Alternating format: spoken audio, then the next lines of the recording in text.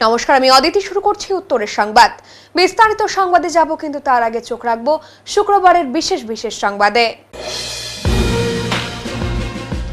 Experience certificate নিয়ে জালিয়াতির অভিযোগ উঠল ড্রাগ কন্ট্রোল দপ্তরের এক ইন্সপেক্টরের বিরুদ্ধে।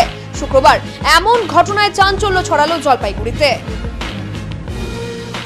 ভোটের দিন ২৫০০ মানুষ বেঁচে ওঠে আবার মরে যায়, এমনই অভিযোগ নিয়ে স্বচ্ছ ভোটার তালিকা প্রকাশের দাবি সহ অন্যান্য দাবিতে এসডিওকে স্মারকলিপি প্রদান জাতীয় কংগ্রেসের।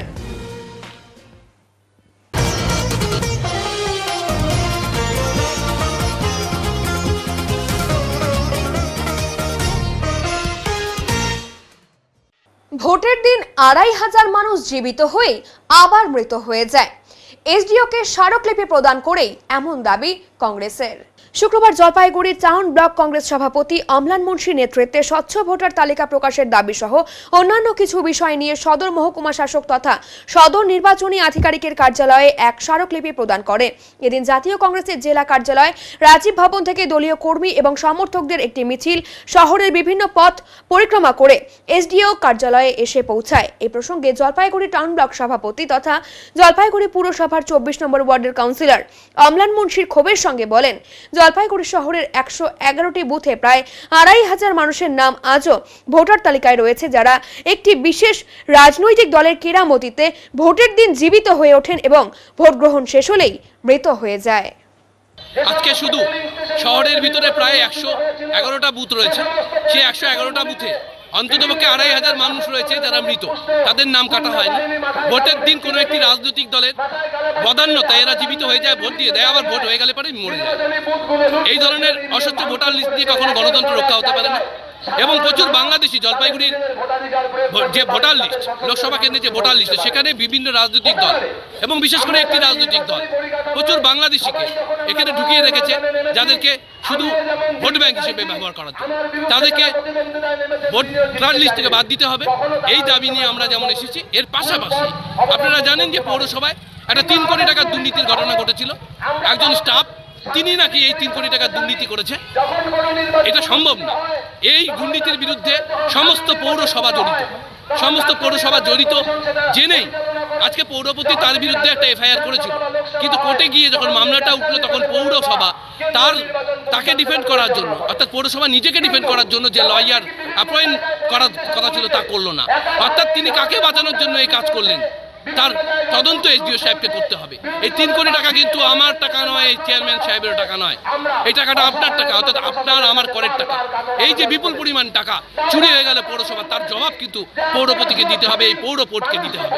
সেই দাবিতে নিয়ে এছাড়া দীর্ঘদিন থেকে বার্ধক্য ভাতা, বিধবা ভাতা পাচ্ছে না মানুষজন, যারা পেত তাদেরটাও বন্ধ হয়ে গেছে। আমার সঙ্গে উদাহরণ রয়েছে, আমি একজন হ্যান্ডিক্যাপ্ট নিয়ে এসেছি, যে কথা বলতে পারে না, সে হ্যান্ডিক্যাপ্ট ভাতা পেত, আজকে তিনি পান না। কোন কারণে পান না? এই ডিজিটাল ইন্ডিয়া বা এই ডিজিটাল ভারত আমরা চাই না, যেখানে একজন হ্যান্ডিক্যাপ্ট মানুষের ভাতা আটকে যায়, অমৃত প্রকল্প আজকে আমরা বারবার বলছি সরকারকে। জলপাইগুড়ি রামকৃষ্ণ মিশন আশ্রমে শুরু হলো বাৎসরিক উৎসব। জানা গেছে, এই উৎসব উপলক্ষে রাজ্য তথা দেশের বিভিন্ন প্রান্তের আশ্রম থেকে মহারাজেরা এসেছেন তাদের মূল্যবান বক্তব্য রাখতে।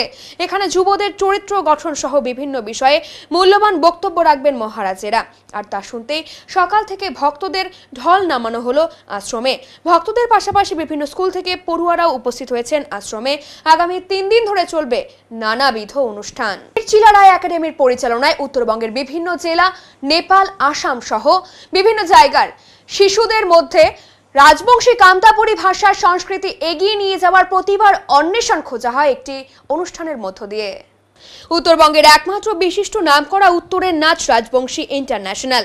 এখানে জলপাইগুড়ি জেলার উপস্থিত ছিলেন দুর্গা রায় এবং উত্তরবঙ্গের বিশিষ্ট শিল্পীগণ, তার সাথে উপস্থিত ছিলেন কৃষ্ণ রায় এবং জেলা কমিটির সকল সদস্যদের নিয়ে রাজবংশী মেয়েদের প্রতিভা তুলে ধরতেই একটি অনুষ্ঠানের আয়োজন করা হয়েছিল। এখানে রাজবংশী সম্প্রদায়ের পরিবারের বাচ্চারা অংশগ্রহণ করেন, সেখানেই তাদের প্রতিভা তুলে ধরেন। এ বিষয়ে বিশিষ্ট ভাওয়াইয়া শিল্পী দুর্গা রায় বলেন, রাজবংশী সম্প্রদায়ের মেয়েদের দারুণ প্রতিভার খোঁজ এখানে পাওয়া গেল। আগামীতে তাদের ভবিষ্যৎ আরো ভালো হোক, এটাই চাই। আর এই রাজবংশী ক্ষত্রিয় জাতিগুলোর যে জাতির যে ভাওয়াইয়া গান, এগুলা তুলতি ধরার জন্য আজ প্রচেষ্টাই মান।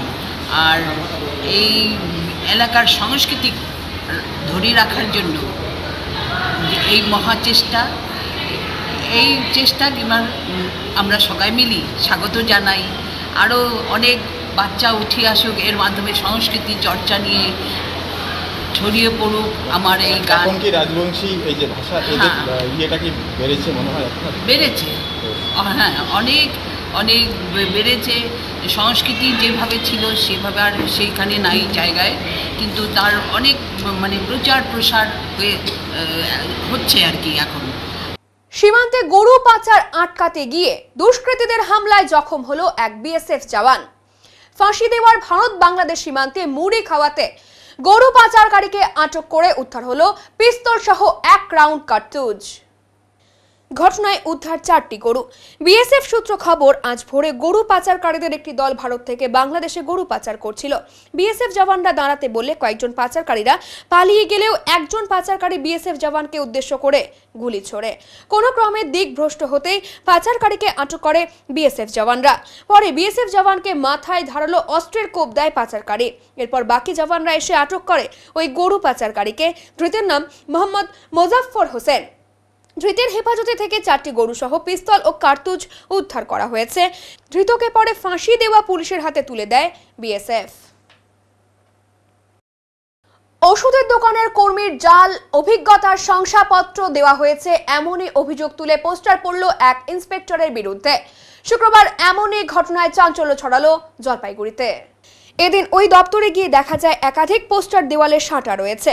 সেখানে লেখা রয়েছে এক্সপিরিয়েন্স সার্টিফিকেট নিয়ে জালিয়াতি করা হয়। পোস্টার ছিঁড়ে কি হবে? সত্য কি চাপা থাকবে? উল্লেখ্য, ওষুধের দোকানে কর্মীর এক্সপিরিয়েন্স সার্টিফিকেট দেওয়ার ক্ষেত্রে কাগজপত্র খতিয়ে দেখেন ড্রাগ কন্ট্রোলের ইন্সপেক্টররা। এই সার্টিফিকেট জালিয়াতি, মদত দিয়ে প্রচুর টাকা ঘুষ নেওয়ার অভিযোগ উঠেছে জলপাইগুড়ি ড্রাগ কন্ট্রোল দপ্তরের ওই ইন্সপেক্টরের বিরুদ্ধে। যদিও তিনি বর্তমানে ঈদের ছুটিতে রয়েছেন। এ বিষয়ে জলপাইগুড়ি ড্রাগ কন্ট্রোল দপ্তরের অ্যাসিস্ট্যান্ট ডিরেক্টর সমিত সাহার সাথে যোগাযোগ করা হলে তিনি বলেন, পোস্টারে ঘুষ নেওয়ার কথা উল্লেখ করা হয়েছে, তবে এ পর্যন্ত আমি কোনো লিখিত অভিযোগ পাইনি। তবুও সংশ্লিষ্ট ইন্সপেক্টরের সাথে এ বিষয়ে কথা বলবো। ঊর্ধ্বতন কর্তৃপক্ষকে বিষয়টি জানানো হবে বলে তিনি জানান। এখানে পোস্টারে যে জিনিসটা ক্লিয়ার নয়, ইন্সপেক্টর এক্সপিরিয়েন্স সার্টিফিকেট দেয় না। ইন্সপেক্টর এক্সপিরিয়েন্স সার্টিফিকেট কখনো ভেরিফিকেশন করতে যাচ্ছে, এখানে একজন ইন্সপেক্টরের নাম থাকলো, তাহলে তিনি কাজ করতে গিয়ে 4টে কি 5টা এক্সপিরিয়েন্স সার্টিফিকেট হয়তো ভেরিফাই করেছেন। আমাদের কাছে স্পেসিফিক কোনো তথ্য থাকলে সেটা সম্ভব যে উনি কোনটার ক্ষেত্রে ওনার কাজে অস্বচ্ছতাটা হয়েছে। ঘুষের একটা কথা লেখা আছে, ঘুষ কার থেকে নিলেন সেটা জানতে হবে, সে দোকানদার দিল নাকি যার নামে এক্সপিরিয়েন্স সার্টিফিকেট দিল। এই বাকি তথ্য আমার কাছে মৌখিকভাবে লিখিতভাবে কোনো কমিউনিকেশন নেই, জানলে সুবিধা হতো। তবুও আমি ইন্সপেক্টরের সঙ্গে কথা বলে দেখব, এরকম কোনো ঘটনা যদি ঘটে থাকে। তাকে এর আগে একটা পোস্টারের ক্ষেত্রে বলা হয়েছিল যে এরকম কোনো ঘটনা ঘটেছে নাকি, তখন সে যেমন বলেছিল না এমন কোনো ঘটনা নেই। আবার যখন আমি পোস্টার দেখলাম এটা পার্টিকুলার ওনার নাম করে থাকছে, তা ওনার সঙ্গে কোনো ব্যক্তিগত শত্রুতাও এমন কিছু ঘটনা ঘটে থাকতে পারে। পুরো ব্যাপারটা আমাদের একটু জিজ্ঞাসা করে দেখতে হবে। কিন্তু যে কমপ্লেনেন্ট সে যদি সামনে যদি না আসে, দূর থেকেও আমাকে একটা সূত্র দেয় যে এই কেসে হয়েছে, তাহলে আমরা অন্য কোনো ইন্সপেক্টরকে দিয়ে এটা ক্রস ভেরিফিকেশন করতে পারি। মায়ানমার, থাইল্যান্ড, ব্যাংককে ভূমিকম্প, ঠিক সেই সময় জলপাইগুড়ির একটি পুকুরে উঠল ঢেউ। এদিন জোড়া ভূমিকম্পে যখন মায়ানমার, থাইল্যান্ডে বাড়িঘর ভেঙে পড়ছে, ঠিক সেই সময় দুপুর বেলায় এক অদ্ভুত কাণ্ড দেখে রীতিমতো বিস্মিত জলপাইগুড়ি শহরের পান্ডাপাড়া, বউবাজার, কালীবাড়ি এলাকার মানুষজন। মন্দির লাগোয়া পুকুরের জলে হঠাৎই কিছু অস্থিরতা লক্ষ্য করে স্থানীয় মানুষ। কেউ বলে ঠাকুরের লীলা, কেউ আবার বলে বড় মাছের ছোটাছুটির কারণে এমন করছে পুকুরের জল। তবে ভুল ভাঙতে সময় লাগেনি। ভারতীয় সময় সকাল 11টা 50 মিনিট 52 সেকেন্ডে ভারতের উত্তর পূর্ব প্রান্তে অবস্থিত মায়ানমার দেশে উৎপত্তি। এর পরেই 7.5 মাত্রার শক্তিশালী ভূমিকম্পে খবর বিশ্বজুড়ে ছড়িয়ে পড়তে থাকে। এরপরেই ভুল ভাঙে জলপাইগুড়ি বউবাজার সংলগ্ন পুকুরের জলে হঠাৎ করে ঘটা অস্বাভাবিক ঘটনার। এই প্রসঙ্গে পরিবেশ কর্মী ডক্টর রাজা রাউত জানান, এটি কোনো অলৌকিক ঘটনা নয়। আমরা ইতিমধ্যেই জেনেছি মায়ানমারে এবং কিছু সময় পর থাইল্যান্ড দেশেও জোরালো ভূমিকম্প হয়েছে। যদিও এই দেশ দুটি আমাদের দেশের থেকে ভৌগোলিকভাবে দূরে, তবে ভূমিকম্পের তীব্রতা এই অঞ্চলে বিস্তার করেছে। সেটার কারণেই পুকুরের জলে ঢেউয়ের মতো আচরণ দেখা গিয়েছে। আজকে সকালে সবাই এখানে সদস্যরা ছিল, তা হঠাৎ করে এখানে সবাই বসে পুকুর পাড়ে একটু সময় কাটানোর জন্য। হঠাৎ করে দেখছে জলের মধ্যে একটা আলোড়ন হচ্ছে এবং সেই আলোড়ন আস্তে আস্তে তীব্র থেকে তীব্রতর হয় এবং আমাদের যে এই সিঁড়ির যে ঢালগুলো আছে এই পর্যন্ত জল চলে আসে। হঠাৎ করে যেরকম প্রবল ভূমিকম্প হলে যেভাবে জলোচ্ছ্বাস ঘটে সেরকমভাবে আমাদের পুকুরে এর কি কারণে মনে হয় হলো?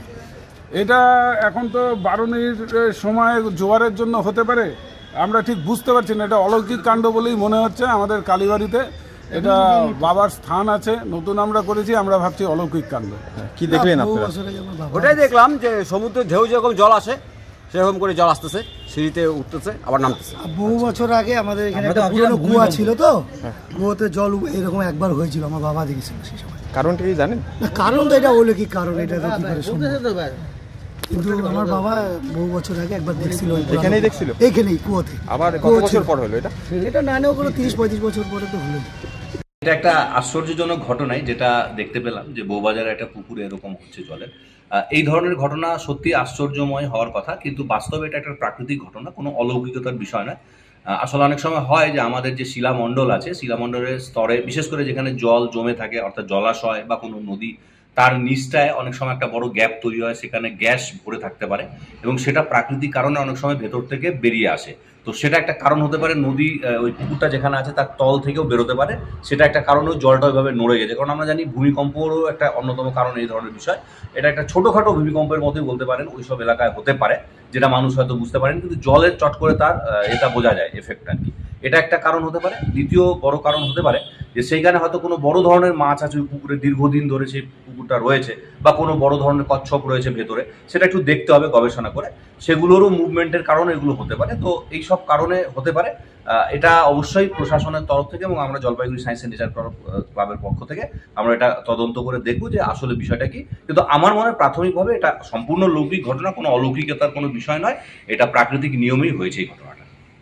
নিউ জলপাইগুড়ি থানার উল্টো দিকের দোকানদারেরা উচ্ছেদের আশঙ্কায় এডিআরএম এর অফিস ঘেরাও করলো। এডিআরএম এর অফিস ঘেরাও করেন স্থানীয় বাসিন্দারা। রেল কর্তৃপক্ষ এই অঞ্চলের দোকানদারদের দোকান সরিয়ে দেওয়ার নোটিশ দিয়েছে। এই নোটিশের বিরুদ্ধেই ক্ষোভে ফেটে পড়েছেন দোকানদাররা। দোকানদারদের দাবি, তারা দীর্ঘদিন ধরে ওখানে ব্যবসা করে আসছেন, তাদের জীবিকা সম্পূর্ণভাবে নির্ভর করে ওই দোকানগুলোর ওপর। রেল কর্তৃপক্ষ উচ্ছেদের পরিকল্পনা নিলে তাদের জীবিকা বিপন্ন হবে। ঘেরাওয়ের সময় দোকানদাররা জানান, রেলের উচ্ছেদ পরিকল্পনা অমানবিক এবং তাদের পুনর্বাসনের কোনো ব্যবস্থা না করেই এই পদক্ষেপ নেওয়া হচ্ছে। তারা অবিলম্বে নোটিশ প্রত্যাহার এবং বিকল্প ব্যবস্থা করার দাবি জানিয়েছেন। অপরদিকে রেল কর্তৃপক্ষের দাবি, অবৈধভাবে জমি দখল করে ব্যবসা করা হচ্ছে, সেই জমি পুনরুদ্ধার করতে রেল ব্যবস্থা নিতে বাধ্য। পরিস্থিতি যাতে অশান্ত না হয় তার জন্য ঘটনাস্থলে পর্যাপ্ত পুলিশ মোতায়েন করা হয়েছিল। আমার নাম কবিতা রজ। আমাদের হোটেল আছে, তারপরে গ্যারেজ আছে।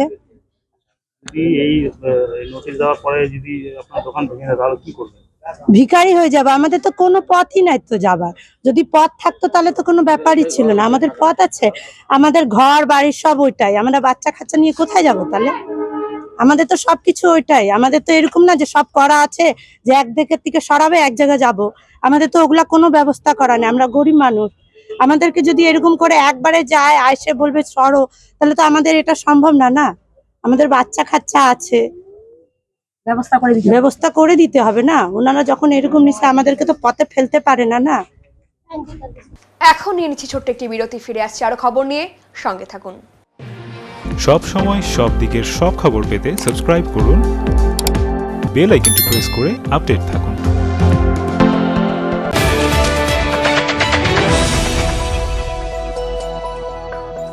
জলপাইগুড়ি লাইফলাইন শপে বিশেষজ্ঞ চিকিৎসকরা বসছেন আপনাদের নানা রকম রোগ সমস্যার সমাধানে। সোম থেকে বৃহস্পতি বিকেল 5টায় বসছেন স্কিন ভেনেরিওলজি এবং লেপ্রোসি স্পেশালিস্ট ডক্টর কোগে পটম। বুধ বৃহস্পতি দুপুর 2:30 থেকে বসছেন ত্বক চুল নখ বিশেষজ্ঞ ডক্টর শাইনি দত্ত। সোম থেকে শুক্র বিকেল 4টায় বসছেন নাক কান গলা বিশেষজ্ঞ ডক্টর সঙ্গীত প্রকাশ। মঙ্গল ও শনি দুপুর 12টা থেকে অর্থোপেডিক ডক্টর অভিষেক মল্লিক বসছেন। আরো বিস্তারিত জানতে যোগাযোগ করুন লাইফলাইন উকিলপাড়া জলপাইগুড়ি।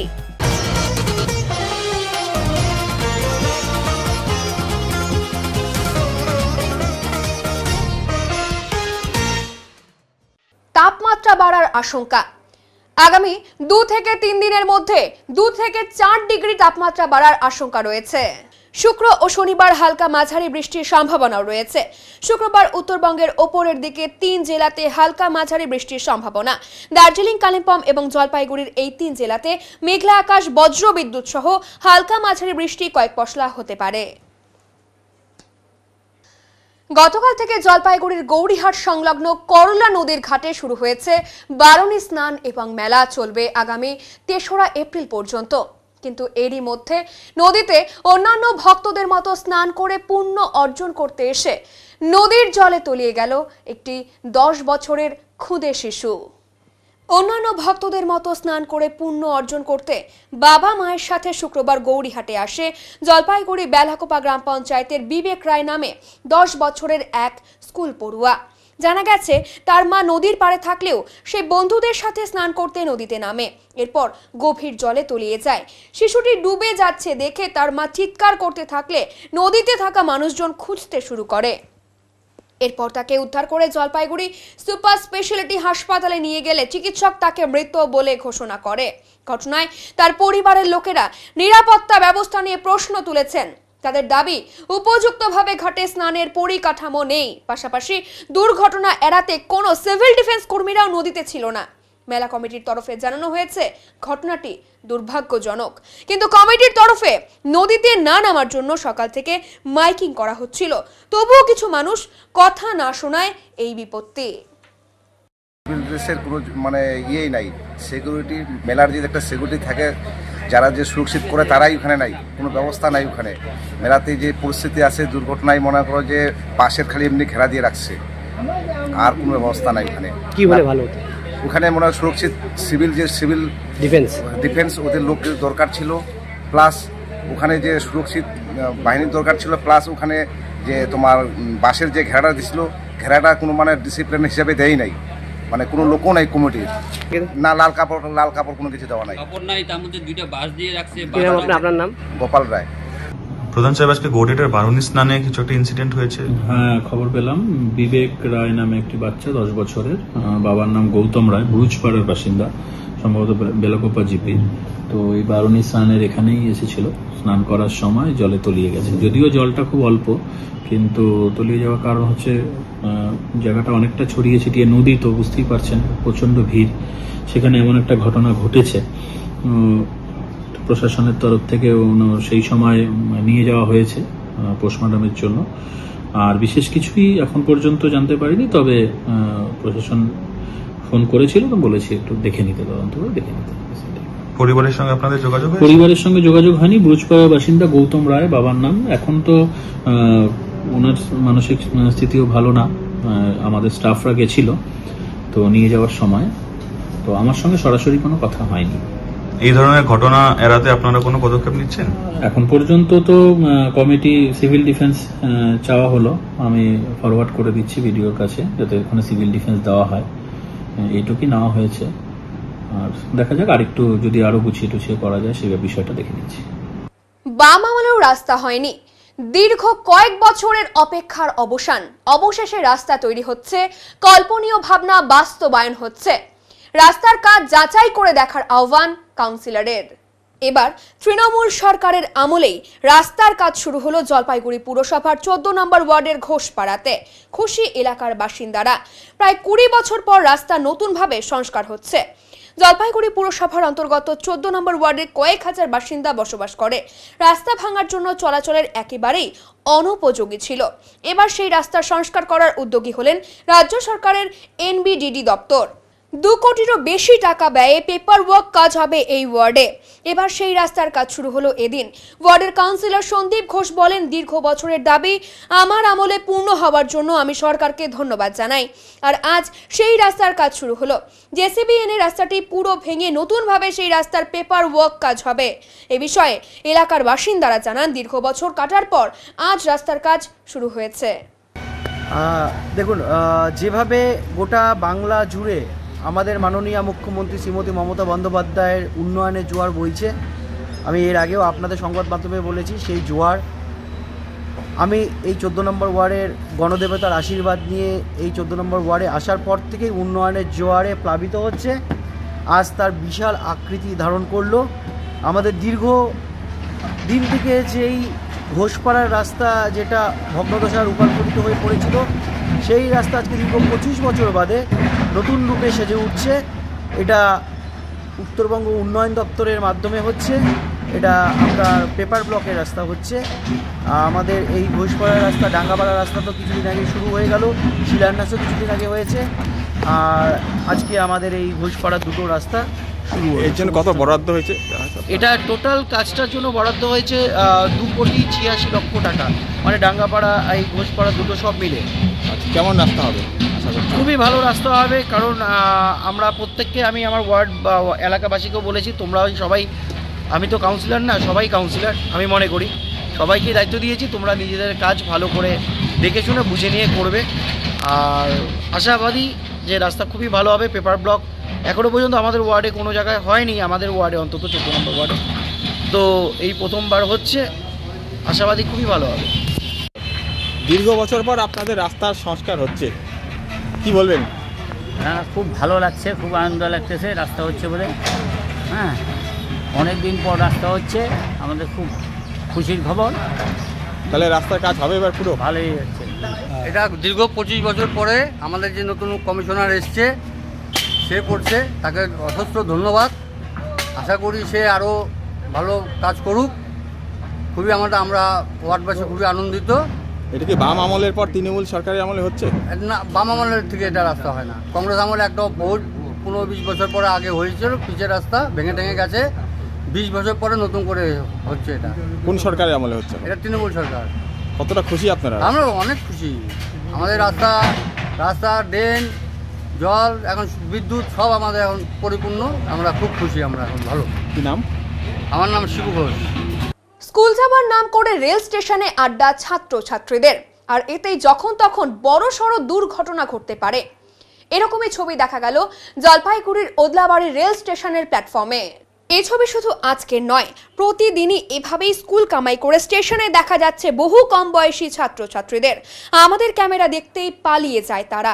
স্থানীয় মানুষ শেখর দে বলেন, এসব ছাত্রছাত্রীরা স্কুলের নাম করে বাড়ি থেকে বের হয়, সারাদিন রেল স্টেশন এবং বাজার এলাকায় ঘোরাঘুরি করে আবার ছুটির সময় বাড়ি ফিরে যায়।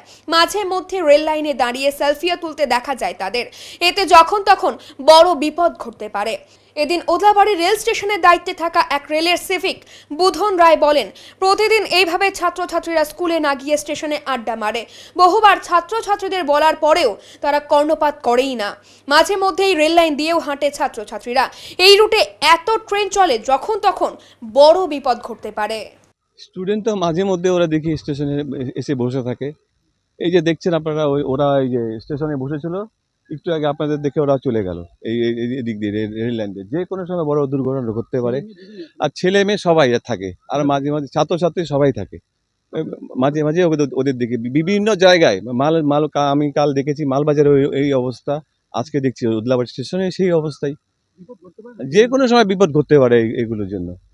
ট্রেন লাইনের উপর দিয়ে ওরা চলছে, আর সেলফি তুলছে দাঁড়িয়ে দাঁড়িয়ে। ওরা বাড়ির লোক জানছে যে ওরা স্কুলে এসছে, বা স্কুল তো কি করে জানবে যে ওরা স্কুলে এসছে কিনা? ওরা তো স্টেশনে এসে বসে থাকছে। বাড়ির লোকও জানতে পারছে না ওরা স্টেশনে এসে বসে থাকছে, স্কুল যায়নি, যে ওরা তো জানছেই না কিছু। স্কুল শেষ হবে যখন, তখন চলে যাবে সোজা বাড়ি আবার গাড়ি করে। এটা হামেশাই হয় ওদের এখানে। আর কি বলবো, প্রশাসনকে বলো একটু যদি সজাগ রাখে, এই দিকটা একটু দেখে, যদি ওরা কোথায় বসে আছে। ঠিক আছে, মাঝে ভিতরে দেখা যায় যে স্টুডেন্টগুলো স্কুল থাকি তো এখানে আসে, তো আমরা বলি তো এখন আমাদের কথা শুনে না, তো আমাদের তো ডিউটি করতে হবে। মাঝে ভিতরে তো ট্রেন যখন আসে তখন আবার করে নিয়ে যায়। রেল লাইনে তো উঠে যায়। মাঝে ভিতরে দেখি তো। এই যে এখন রেল লাইনের পিছনে বসে আছে, তোমরা বাধা দিচ্ছ না? হ্যাঁ বলি আমরা। কি বলে ওরা? যাচ্ছি যাচ্ছি যাচ্ছি। এটা কি মাঝে মধ্যেই হয়? হ্যাঁ চোখে দেখা যায়। চোখে দেখা যায়, তোমাদের কথা মানেও শোনে না। এটা কোন জায়গা এটা? তোমার নাম? বুধন রায়। বিশ্ব নাট্য দিবস উদযাপিত হলো জলপাইগুড়ির রবীন্দ্র ভবনে। আর্যনাট্য সমাজ এবং জলপাইগুড়ি মঞ্চজনের যৌথ উদ্যোগে আয়োজিত হলো বিশ্ব নাট্য দিবসের অনুষ্ঠান। উল্লেখ্য, বিগত কয়েক বছর ধরে বর্তমানে কার্যকরী বেশিরভাগ নাট্য দলগুলো একত্রিত হয়ে বিশ্ব নাট্য দিবস পালন করে আসছে। এদিন সেই আয়োজনে সামিল হয় জলপাইগুড়ি 11টি দল। এর মধ্যে ছিল অনামী, অনুভব, আর্যনাট্য, উজান, কলাকুশলী, গণনাট্য, দর্পণ ভ্রমর, মুক্তাঙ্গন, রূপায়ণ প্রভৃতি। এছাড়াও গণনাট্য সংঘ পরিবেশন করে নাটকের গান ও শ্রুতি নাটক স্পাইন। আর্যনাট্য সমাজ ও জলপাইগুড়ি মঞ্চজনের যৌথ উদ্যোগে আজকে রবীন্দ্রভবন মঞ্চে পালিত হচ্ছে বিশ্ব নাট্য দিবস, যেটা 27শে মার্চ পৃথিবীর সর্বত্র পালন করা হয়। এই আজকের উৎসবে সামিল হয়েছে শহরের 11টি নাট্যদল, তাদের 15 মিনিটের অনুনাটক নিয়ে। ইতিমধ্যেই আমাদের 3টি নাটক হয়ে গেছে, আমরা নির্ধারিত সময় অনুসারেই চলছি। এইটুকু। আসলে মানে কীরকম ভিড় দর্শক? ভিড় প্রায় ভালোই হয়েছে, আমরা এতটা আশা করিনি। 250-র মতো লোক হয়েছে। আপনার নাম পরিচয় বলেন? শেখর মজুমদার, আমি চিত্রপট এবং মঞ্চজনের সদস্য। এখন নিয়ে নিচ্ছি ছোট্ট একটি বিরতি, ফিরে আসছি আরো খবর নিয়ে, সঙ্গে থাকুন। সব সময় সব দিকের সব খবর পেতে সাবস্ক্রাইব করুন, বেল আইকনটি প্রেস করে আপডেট থাকুন।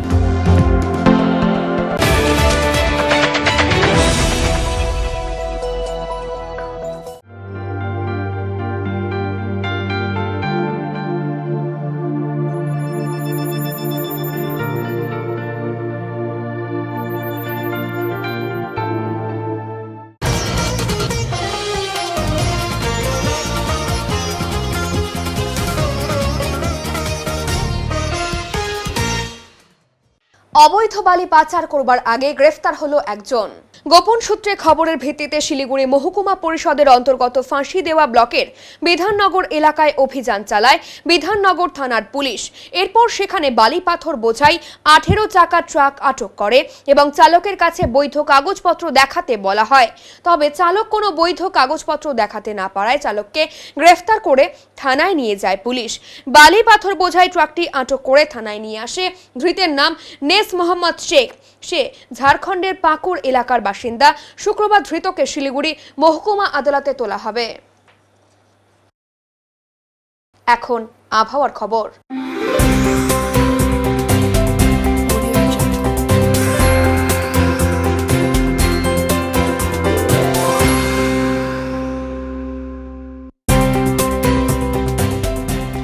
কেন্দ্রীয় আবহাওয়া দপ্তরের জলপাইগুড়ি কেন্দ্র থেকে পাওয়া তথ্য অনুযায়ী শুক্রবার দিনের সর্বোচ্চ তাপমাত্রা ছিল 34.9 ডিগ্রি সেলসিয়াস এবং সর্বনিম্ন তাপমাত্রা ছিল 21.6 ডিগ্রি সেলসিয়াস। গত 24 ঘন্টায় কোনো বৃষ্টিপাত হয়নি। শেষ করবার আগে আজকের বিশেষ বিশেষ সংবাদ আরো একবার। এক্সপেরিয়েন্স সার্টিফিকেট নিয়ে জালিয়াতির অভিযোগ উঠল ড্রাগ কন্ট্রোল দপ্তরের এক ইন্সপেক্টরের বিরুদ্ধে। শুক্রবার এমন ঘটনায় চাঞ্চল্য ছড়ালো জলপাইগুড়িতে। ভোটের দিন 2500 মানুষ বেঁচে উঠে আবার মরে যায়, এমনই অভিযোগ নিয়ে স্বচ্ছ ভোটার তালিকা প্রকাশের দাবি সহ অন্যান্য দাবিতে এসডিওকে স্মারকলিপি প্রদান জাতীয় কংগ্রেসের। উত্তরের মন পরিবেশিত উত্তরের সংবাদ এখনকার মতো এই পর্যন্তই। নমস্কার।